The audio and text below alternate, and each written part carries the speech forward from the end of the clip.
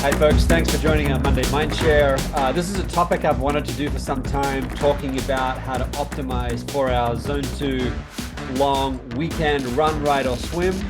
And I want to do this because it's a critical part of developing efficient fat oxidation and metabolic flexibility, is to execute well these long Zone 2, typically weekend. For age groupers, maybe the pros can do it during the week. But generally, I find with newer athletes, maybe ones that have come in, 2 to 4 years ago into the endurance sport, is that they're a little surprised at their fat oxidation data when they have it tested. And I think sometimes there's this feeling that it takes a long time to shift the metabolism to efficient fat oxidation and metabolic flexibility. And it really doesn't have to be the case. In fact, this blog that we wrote just the last week or the week before on this study on low carbohydrate and high fat diet and high intensity performance, they showed that even in 31 days, about 4 weeks, that they were dramatically shifting fat oxidation efficiency through exercise and diet. If you look at our SFuels fueling guide on page 6, we highlight a paper there that was written by Rothschild and Plews and others, researchers, where they highlighted the most determinant factors to improve fat oxidation is the duration of the workouts and also the diet and fueling, i.e. low carb, high fat. And so this is where we need to focus if we want to improve this energy system, and we really want to finish strong and have consistent splits through to the end of the race. Now, long 2 zone workouts are critical for developing, like I said, this metabolic efficiency and flexibility. The muscles and the liver that holds most of the glycogen, it really only has the capacity to hold about 2 to 3 hours of submaximal exercise. And the only real way, or the only way that you really know how efficient you are in terms of metabolic flexibility, is to go through that 2 to 3 hour point in submaximal exercise. If you hit the wall at 90 minutes in or 2 hours in, you've got opportunity, or there's upside, or there's work to do to improve that fat oxidation efficiency and that whole energy system around using fat. And, if your cadence and your pace and your gait, or on the bike, your power, if that continues to stay strong after that 2+ hour period, that you're starting to make really good progress on your energy system associated with fat oxidation. And it's good to go and look at actually your long Zone 2 workout data, where you're keeping your heart rate tight inside of that Zone 2 range, whether that's done, on a trainer with Zwift, or whether that's done on a known repeatable running course, where again you can keep the heart rate tight, and by monitoring it on your watch, etc., relative to elevation, you can keep the heart rate tight.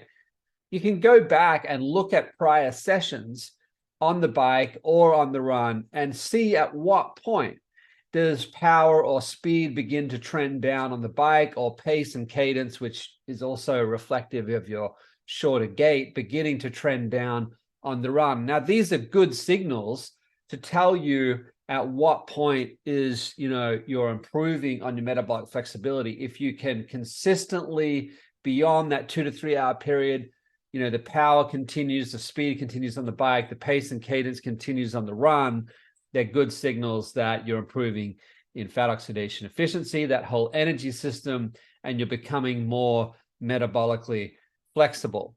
If you actually go and look at the recent racing by, say, Dan or Matt, Ironman and half Ironman distances, you'll see a very consistent finish of those races, where the run leg in a half Ironman probably 2.5 hours before they even start the run leg, and in a full Ironman, of course, it's more like 5+ hours before you even start the run leg, and still they're consistent kilometer to kilometer through the run. A great signal that they're clearly got flexibility on how they can shift between fat and carbohydrate to support those strong finishes. So training through these 2 to 3 hour time points is really important to understand how we're making progress on metabolic flexibility. And we do this through and in the zone 2 aerobic workouts. And like I said, typically the weekend. Now, for this Monday Mindshare, I'm going to use the Saturday morning as the kind of the point where we would do the zone 2 training session, but I'm going to go backwards to the Friday, and I'm going to go after the training session to the Saturday afternoon and the Sunday in talking about how we prepare, how we execute during, and how we recover after, so that we don't fear these zone 2 long aerobic sessions on the weekends, but we embrace them, we come to like and possibly even love them. So let's jump into this. Let's start, like I said, on the Friday night. So, this is also, by the way, a great way to test, if you will, the night before race day meal.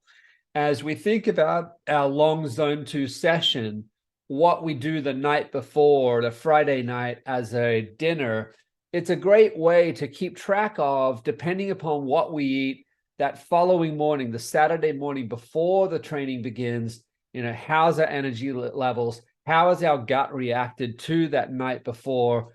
How is your sleep patterns with that type of meal? And obviously we need to calibrate some of this to maybe the stress levels of the week. And if you're using a heart rate variability monitor, some of the scores during the week.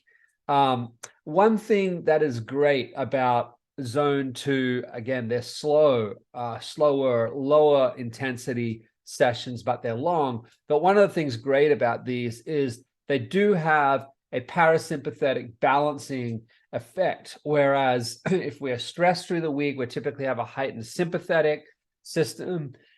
These will help to balance that. So that's the good news about them. Now, a few guidelines. It's obviously going to be a long session on the Saturday for that zone 2 session. So quality rest and nutrient replenishment is really important as we go into the zone 2 long session. It may be well understood. You don't have to mention it, but I do see some fairly random choices of diet on, if you will, the night before, the Friday night before the long zone 2 workout. So let's talk a little bit about that. Firstly, let's talk about some starch. It is okay to add a little more starch on that night before, the Friday night in our example, before the Saturday zone 2 long workout. Now, we know that all forms of carbohydrate, starch included, will trigger insulin to be secreted. But just a little 101 on insulin. It is rapidly broken down. In fact, in less than 10 minutes, it's broken down in the body. However, the effectiveness of insulin, and remember, one of the effects of insulin, of course, is to stop fat oxidation, but that only lasts for about 60 to 90 minutes. So if you are to have a meal on the Friday night and have a little starch in that meal to top up, if you will, stores before we go into this session, it's really not going to have any effect on down-regulating or blunting fat oxidation efficiency during the zone 2 aerobic session, which we absolutely want to maximize fat oxidation in that particular session. I would suggest on that Friday night meal is to always have it mixed with quality fats and proteins, whether chicken or beef or fish or whatever you prefer. I would eat the proteins and fat first so that you already feel partially satisfied and you don't overdo it on the starches after you've finished your proteins and fats. For the starches, obviously cook them and then let them slightly cool. I don't mean have a cool potato or cold potato or rice, etc., but cook it properly, but let it come back so it's just slightly warm. And that will be a little more resistant starch, will have a little less effect on blood sugar responses. Potato, sweet potato, little rice, that's all fine. I would suggest on the Friday afternoon, the day prior to the zone 2 aerobic long session, hold off on your caffeine, after around 12 o'clock on the Friday. Everyone's different. You know how you react to caffeine. So, make your choices. But the end game, what we're trying to achieve here is be able to have a quality rest on that Friday night before going into the Zone 2 session on the Saturday morning. Obviously, end of the week, Friday, alcohol is tempting. It's a stressful week. And we know, though, that any form of alcohol will reduce the quality of sleep. You may get to sleep quicker, but the actual quality of sleep will absolutely be reduced. You can see this in heart rate variability data. I've showed that on some of the other Monday Mindshare videos that we've run. Lastly, just a quick point, maybe go a little lighter on, phone and tablet, blue screens on that night before. It'll all help you just have quality rest. And as well known, is any hour before midnight is most valuable in terms of recovery and replenishment for the following day. So let's jump into the Saturday and first start talking about pre-workout and the Saturday morning meal and the nutrients that we should be thinking about. Here's the objectives of what we're trying to do before going into the long, we used to say LSD, long slow distance, or aerobic or zone 2 long session. The objectives is this: I need to feel satisfied and not hungry. I need to be mentally vibrant, obviously a good mood, upbeat, that I really want to embrace and I want to do this long session. And my insulin levels need to be low in order to prime fat oxidation. If I have anything that triggers insulin, I'm going to be blunting that fat oxidation as we go into that. In this 2021 study I have up on screen here, you can see that exercising in the fasted state, meaning the night before you've slept all night, you wake up and you go into an exercise, that certainly increases your fat oxidation in that workout itself. And that's what we want to achieve.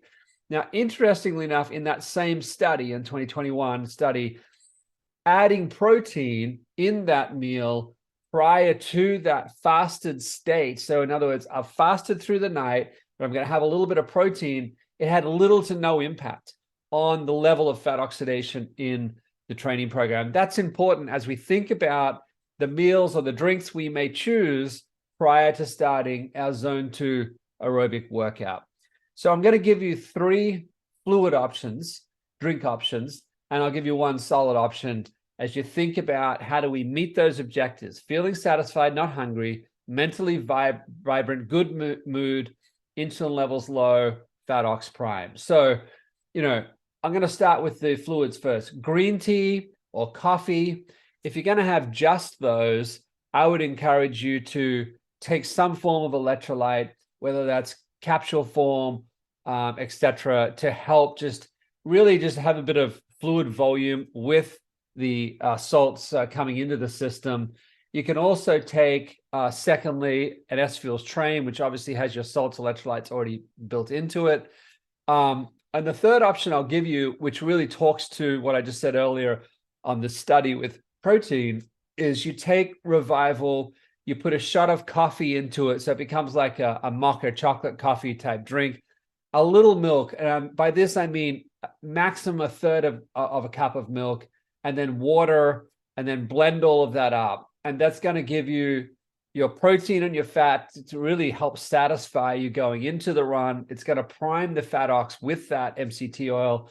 And then you're going to have the caffeine from the coffee and the chocolate and the ketones. All of that will focus, prime the mood, and prime fat ox even more as you go into the zone 2 workout. So in the email we send out with this video, you'll see the simple recipe for creating this Revival coffee mocha drink, and try it out. All of these drinks should be like 60 to 90 minutes out before you start the actual zone 2 long workout. From a solid food perspective, a Life bar plus water is fine. It's going to give you the same: the protein, the fat, the salts, the caffeine, and it's going to hit those objectives. Play around with it. That's what's going to help set you up going into the session. Now, let's talk about the session itself and the objectives of the zone 2 long aerobic session. As we said, we want to here try to really stimulate and trigger fat oxidation, that whole energy system. We're really trying to turn on the enzymes, really trying to make the body depend on fat for fuel. It's slow. It needs to be kept tight in that zone 2 intensity in order for the majority of the fuel for that type of intensity coming from fat. As soon as we begin to creep up the heart rate and the intensity, you're going to start seeing the body wanting to grab and use either glycogen from the liver or the muscle, or obviously taking it in. And we want to avoid all of that, particularly for the first 2 to 3 hours. I'm going to talk more about that in a second. 3 objectives we want really in the nutrients then and the macros for what we have in these first 2 to 3 hours. Obviously, hydration and salt's important. And and you'll test relative to where you live around the earth and the time of the year, what type of fluid and salt ratios you need. But in addition to that, the third thing we want to do is nutrients that help trigger enzymes associated with fat oxidation. So again, on page 6 of our fueling guide, we talk about a whole bunch of studies on medium chain triglycerides. This is why we use it in SFuels Train, is that as you're making this transition to improve fat oxidation, those systems involved with either breaking down fat, or lipolysis as we call it, or the oxidation of fat, those systems may be suboptimal. So the use of SFuels Train is providing not just the hydration and the electrolytes, but it's providing that medium chain triglyceride, those fats, which are the fastest form to get through the digestive system into the blood, into the working muscles, to be used as fat, simply in that you are not immediately demanding the body to be using its own fats, either in muscle tissue or in fatty tissue. You will get better at doing that through this type of zone 2 aerobic session and through a diet low carb, high fat, but it will take a little bit of time. SFuels Train will help you to provide in that transitionary period, and even after that, a very simple hydration formula that gives you the fats for fuel and training those enzymes to begin to get efficient at breaking down fats for fuel. Now we add to that the SFuels Primed.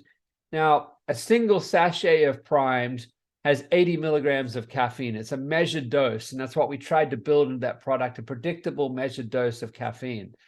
Now, to elevate fat oxidation and trigger more of those enzymes to break down fat and use fat for fuel, you need about 3 milligrams of caffeine per kilogram of body weight. So if you were 75 kilograms, multiplied by 3, you get 225 milligrams of caffeine that you would need to upregulate the fat oxidation during the zone 2 aerobic session. So 225 milligrams, divide that by 80 milligrams per sachet, and you get about 3 sachets.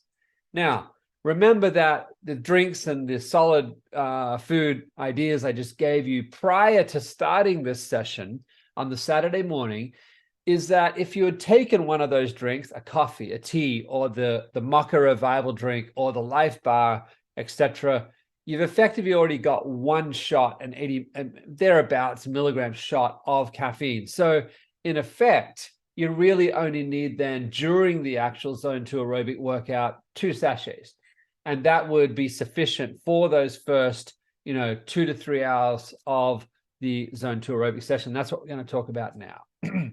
So in this first period of 2 to 3 hours, being on train and prime together and blended together, and we're going to avoid carbohydrate, this is really what's beginning to trigger and train the body to use fat for fuel. And you want to continue week to week by extending that time, if you will, of how long you're going to just stay on train and primed. You should be shooting for at least beginning to get to 2 hours and then beginning to extend that somewhere up to 3 to 4 hours. Now, absolutely, you can go much longer than this. We've seen 100-mile races done on this type of nutrient. But for the purposes of training and knowing that you're going to have subsequent training coming up in the subsequent days after your zone 2 long weekend run, ride, or swim, what we suggest is taking the train and primed up to that 3 to 4 hour period. And at that point, begin to add carbohydrate, whether that's our SFuels Race Plus product, whether that's a banana or what have you, after that 3 to 4 hour period. This will facilitate more in the interest of recovery from the zone 2 workout session. We're going to talk more about recovery in a second. But also it contributes to immune health by bringing some of that carbohydrate in at the latter end of that session. So just to be clear again, those first 2 hours on train and primed, and as you extend this week to week, extend out to 3, depending upon your race. If it's a half Ironman, maybe 3 is enough. If you're getting into full Ironman and 50 miler, 100K, 100 miler, ultra runs, certainly extending out to 4 hours will be highly valuable on tuning and developing a really efficient fat oxidation system. Now, let's talk about recovery, because we want to do this. We want to get the benefit of it in the session, but we want to be able to recover from it so that we can start our next week in good state of recovered, replenished body and feeling good about it and not fearing these long zone 2 sessions, but beginning to really embrace and like doing them. So this is the time for replenishment. This is the Saturday after the run, Saturday all day afternoon. This is the time, if there's any time, to think about replenishing carbohydrate for protein, etc. Let's start with protein. Clearly, at this point, after such a quite draining session, a fluid form of protein is going to be the easiest for the digestive system to process, absorb. You have about a 30 to 60 minute window post-exercise for maximal absorption of amino acids into the muscle tissue, etc. Now, I would recommend when we're talking about this type of load of training, even though it's submaximal, it's zone 2 and slow, it's still very taxing on the muscles. There is absolutely still micro muscle damage to the tissues. Our recommendation here would be somewhere in the 50 to 70 grams of whey protein in terms of a dosage level.